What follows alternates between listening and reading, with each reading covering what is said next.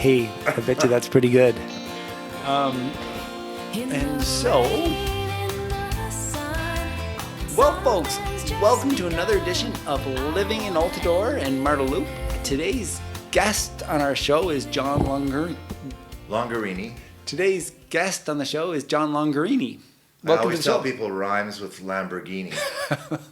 And it does. Yeah. Longarini. And if you really want to say it correctly, you got to use the hand. You got to say Longarini. Longarini. Now you've got it. Very good. I was meant to be Italian. And you are Italian. We all were. We all are. A good friend of mine is taking Italian lessons. He is so excited about learning Italian. Do you speak Italian? I need to take Italian lessons because I speak only a little, and that's one of my retirement goals is to learn Italian and do more traveling in Italy. Nice. Yeah. And what is your connection to Italy? My dad's family came over around 1902, and they were the Erastis and the Longarinis, and they moved to Sudbury, Ontario. Okay. And so that's where that family started. And then they're from a region in Italy called the Marche, which is kind of in central Italy along the Adriatic. And then my mom's family, she came over after World War II, and they were from northern Italy, a place called province of Friuli, a little town called San Daniele, kind of close to Venice. And they came over to Sudbury in the 50s. Of course, my mom and dad met there, and then the rest is history, so to speak. But And so your dad and mom, did your mom feel a whole bunch more Italian than your dad because she was one generation closer to it? oh yeah, 2 generations closer. So she did feel more Italian. My mom is Italian. My mom is like, we still have the house in Italy where my mom was born. And oh wow! Yeah, so it's still in the family, and I could be spending way more time there than. And so, if you go to Italy on a bike trip, can you stop and visit your cousins? They'll let you stay with them. Oh yeah, for sure. Nice. It's my uncle, my aunt, and my mom really who kind of own the house now.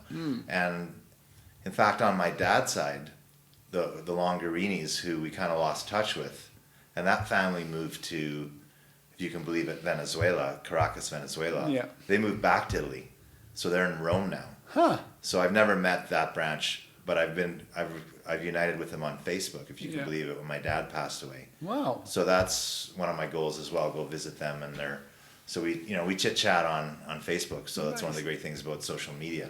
How it can bring people together like that. Absolutely, it does it all the time, and I find it's great that way. Yeah. So there's a lot of pros. John, we met through Calgary soccer when both our kids were knocking soccer balls around. We did. Your son, Jacob, right? Yeah. And my son, Lucas, played soccer together for at least one season. And I think Shirley, my wife, was their coach. Probably. Yeah. Yeah, we would sit in the sidelines. Yeah.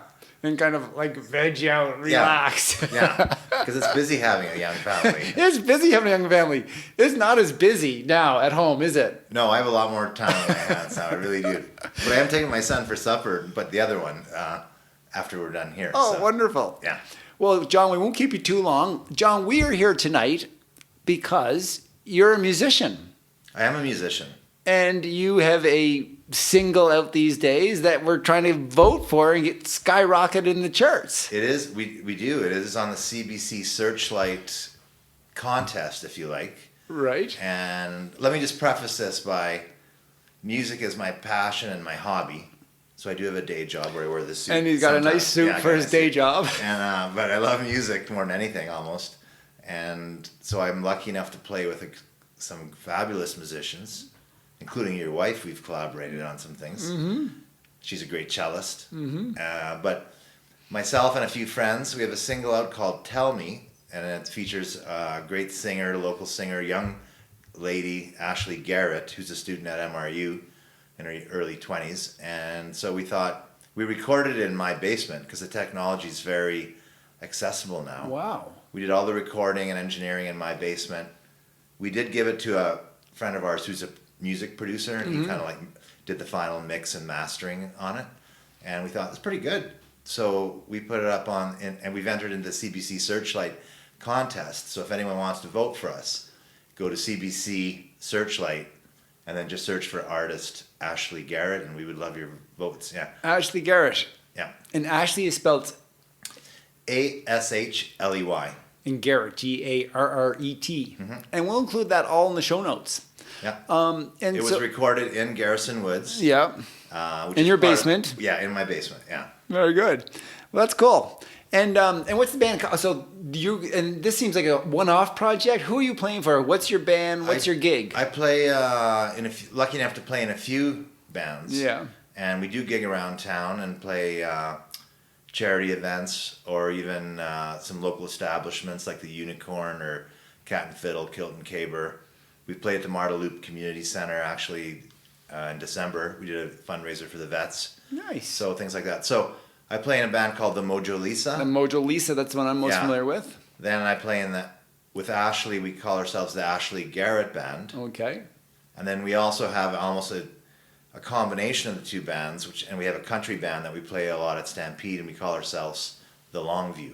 Nice. So we get around a little bit. Right. Yeah. And you're pretty good at promoting your things through the Facebook kind of invites, I've noticed. You're my best friend at inviting me to things. Thank you. Yeah. Like you know how to use that. It's good. Well, I try and be subtle and not like spam everyone, but we use I like it. We use Facebook and and as Instagram. often as I don't come, I say thanks for the invite. Keep me on the list. Yeah. I don't always do events, but at least I'll post some photos with like date and times. And then for the big events, I do a cancer fundraiser every year. I was going to say that. Yeah, we do. You were lucky enough to be born, I think, on June 11th. 12th. Yeah. And that's just, as the summer is becoming beautiful in Calgary. Yeah, you're right. He's lucky enough to be able to throw one of the first kind of parties, which actually is a bit of a fundraiser for, can we say it? Fuck cancer? Yeah. For your fundraiser. We call it Fuck Cancer. You can edit that out later. But all the money goes to the Alberta Cancer Foundation and actually supports myself and another rider, Duncan, the Ride to Conquer Cancer. On the Enbridge Ride to Conquer Cancer. Right. So we've been doing that now for 5 years. So that takes place in early June. We hold it at the Blind Beggar, and we get like 4 or 5 bands and just get everyone out, and it's a great time for a great cause. Yeah. Yeah. So it's a real privilege being able to do that. And you enjoy the ride? Tell us a little bit about the ride. Well, actually, one of my coworkers, Dave Robertson, started a team on the Enbridge Ride to Conquer Cancer the second year that it started in Alberta. So I think it's about around 10 years now, and he would always ask me to join the team. And for the first 5 years, I always deferred because the fundraising is what scared me. And then I got this concept I could throw a big party and like raise money. So it's an amazing event, amazing event. There's usually 1,500, 2,000 riders, another 500-700 volunteers, corporate sponsors. It usually it takes place in Alberta, British Columbia, and Ontario, as far as I recall. Alberta typically raises around $6-7 million a year. So now over the life of the event, it's raised $60 or $70 million. Wow.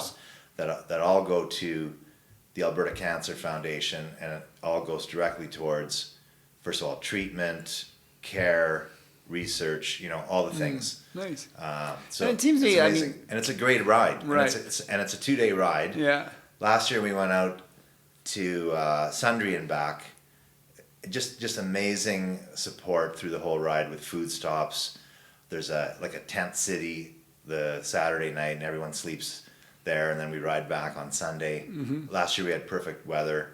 The year before we were canceled because of the smoke. Right. You might recall. Right, I remember, yeah. So it's always an adventure, and there's so many inspiring stories of people who've survived cancer or who are riding for loved ones who they've lost. And it's just one of the best feelings ever participating in that as a rider or a volunteer. So I highly recommend it. And I have a vague memory. I mean, everyone has someone close to them has been affected by cancer. Everybody. And you too have, there's something there as well, probably. Well, I think we've all lost friends and relatives. I myself actually have had melanoma. Right, I think I knew that. Which is surprisingly a cancer. Yeah. And I owe it to my family doctor who caught that and said, we better check this mole out. Sure enough, it came back positive, and I got it quickly treated. End of story. But some people are there not have so been lucky. people who've died from melanoma, like Peter Zosky, the journalist, Bob Marley died from melanoma, and Eva Cassidy, who's another brilliant singer. So it can be a life-changing, thing. So. So, John, tell us again a little bit about your customers. You're the kind of person who enjoys your music. What kind of music are you geared towards? We do some original music, and I would say we're kind of pop, like the particular song "Tell Me" that's on the CBC Searchlight contest, and we're kind of pop rock sound, pop rock country. And some of the other bands we play a lot of cover music, and depending on the venue and the occasion, maybe we're doing a St. Patrick's Day party, or maybe it's Stampede, and we'll play what people want to hear. Okay. Nice. All the classics. I always say, right from Dolly Parton all the way up to Led Zeppelin. Nice. And Ella Fitzgerald and everything in between, because we love all forms of music. Yeah. Oh, that's great. Okay. And so as one of my sort of standard questions, anything exciting coming up? Well, obviously there's the Ashley Garrett and trying to go for that with her. Yeah. Anything else exciting coming up with John Longarini?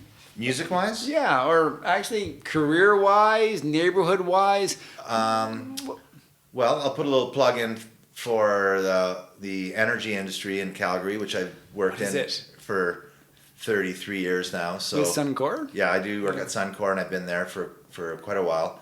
And you pretty much run that company. Oh, I don't know about that. I don't know. No, not. He does. He runs it. Definitely not. But I'm lucky enough to have a great job there, and it's very interesting and dynamic, and work with tremendous people. You invited me to go for a bike ride with a small group of your folks a couple years ago, and absolutely loved the feeling and the vibe that I got from your colleagues. So again, thank you for that. So what's going on there? You got some great news around the pipe?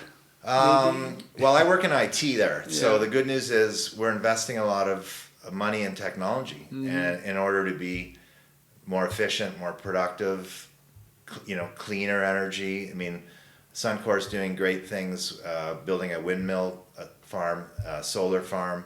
So we keep investing in green energy. Of course, our core assets are oil sands. We're in the East Coast. We have the refining and distribution. If you're filling up at a Petro-Canada, that's a Suncor company. Okay. And we're setting up a series of charging stations through Petro-Canada stations throughout Canada. So it's all about energy, right? And providing energy to people so that we can lead productive, healthy, safe lives. Right? Nice, good, okay, well, excellent. And what are some of your future goals, John? I know retirement sounds like it's in the plans in the next 12 months or 24. 24 months, let's say. I'm getting to be a bit older now, so I think when I do get there, I've got some plans to learn Italian. Nice. Do some traveling. Of course, music. I'll continue to do music and write and record music and play music. And I love yoga. Like I don't get to practice it enough, but I would love to be practicing yoga 5-6 times a week. Really? Great. Where do you practice? Are you at home or in a studio? I do some at home. Yeah. But I really love going to the studio and having the energy. Like I'm a extrovert, I guess, as I've come to realize. Yeah, really? Okay. Although I was a shy kid. Yeah, but now, as an adult, I realize I'm extroverted, and I like the energy from being in a class. Right. We have several great yoga studios in the hood. I realize. And that's one of the things I love living about in Marloop, Garrison, Altadore. You can walk to so many places. I have been a long time member at Hot Yoga on 17th. Oh, okay. It's like a family to me there. I know the owners. Paul, right? Yeah, Paul and Elmira. Yeah, Paul's a cyclist. Yes, I've ridden with him lots, riding down to Marloop towards the west part of the city. So I love it there, and there's certain classes and teachers that are just my go-tos. And, neat. Yeah, so it's Hot Yoga, and they have warm yoga. Yoga's a great thing for anyone. I highly recommend it. There's all different forms. You can do it until you're, in your 90s or longer. Nice. So yeah. Good. John, what how do people reach out to you? Where, if we want to, how do we get on to get a hold of me? How do our audience get invited or know about the Mona Lisa and the next events? The Mona Lisa, you can follow me on Instagram, John Longarini. Nice. Or also on Facebook, John Longarini. And Longarini is spelled? Rhymes with Lamborghini. Lamborghini, John Longer. Yeah. Okay. Longarini. Easy. Yeah. I'll put that in the show notes. Yeah. And we also have the Mojo Lisa on the Facebook as well. And that's pretty. Is that a good platform to promote? Like you find? It's as good as any. I think Instagram and Facebook combination. And Okay. is pretty good to reach out to people. And I also maintain a mailing list. And again, I don't try and spam people, but maybe 3-4 times a year I'll send out an email to all of our followers and let them know where we're playing. And can we subscribe to that through your Facebook page, or you somehow? Yes. Okay, very good. I'll put you on my list. Okay, great. Well, John, twice. is there any other ask you have of our audience here in Marteloup, Altador? I would just say come on and visit us here in the Loop. Yeah. Come down for like farmers market in the summer, Saturday morning at the Calgary South Calgary Community Association, or many of the nice shops and services that we have here in Marteloup, or our parks. It's a tremendous area for parks, cycling or walking and running. Ice cream is a popular item in the Loop. Yeah. So come on down and visit us. Yeah. Yes. Well, John, thanks so much for being on the show. It's been a My pleasure, to see you Brian. again. And hopefully you don't have to do too much editing.